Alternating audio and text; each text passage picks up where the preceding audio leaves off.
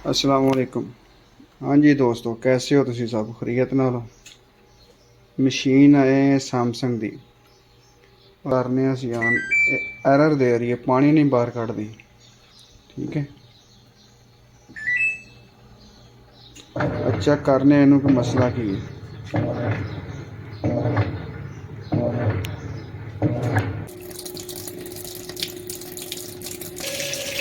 ये कस्टमर की कंप्लेन है कि ये पानी नहीं कढ़दी, पानी विच ही रहिंदा और एरर आ जाता। मतलब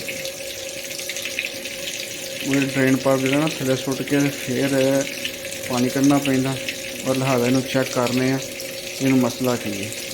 फिलहाल पानी रह रही है, असीं इंतज़ार करने ज़रा। वेख्या जी, पानी ले लिया उन्हें जिन्ना चाहिए सी, उन्हें जरूरत सी ना। ते देखो नाल ही उन्हें एरर दे दिता है। एरर की आ गया डी एरर जिहड़ा ना वो अक्सर आउंदा इहदा दरवाजे दे लाक दा, डोर लाक दा।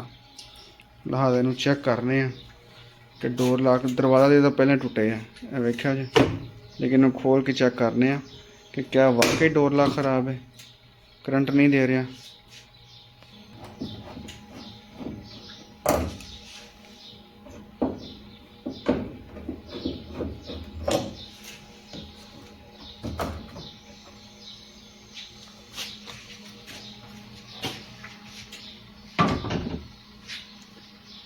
असा प्लेट खोल ली उसकी उपर वाली, तो यह सामने साडा बिल्कुल ए वेखो, यह जगह टुटी है इथों, ए वेखो।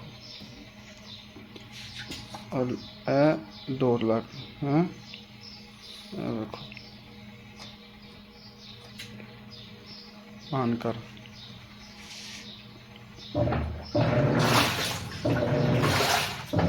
ए वेखो साड़ी मशीन चलनी शुरू हो गई। देखा जी,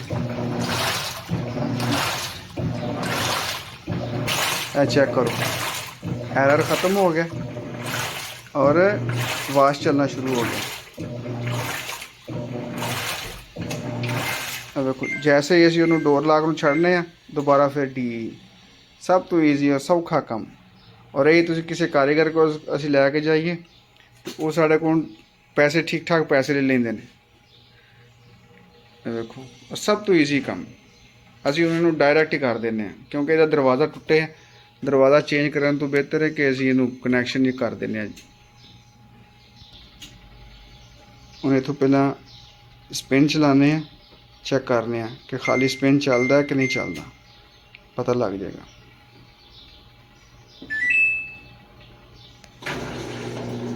लो जी, और पानी निकलने लगता है, चेक करो। ठीक है, इसका मतलब साडा वाटर पंप बिल्कुल ठीक है।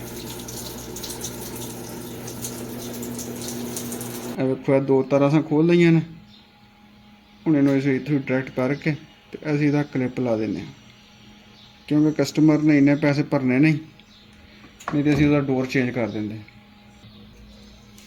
टेप ला दें, सब कुछ सौखा काम, किसी टेंशन की भी जरूरत नहीं।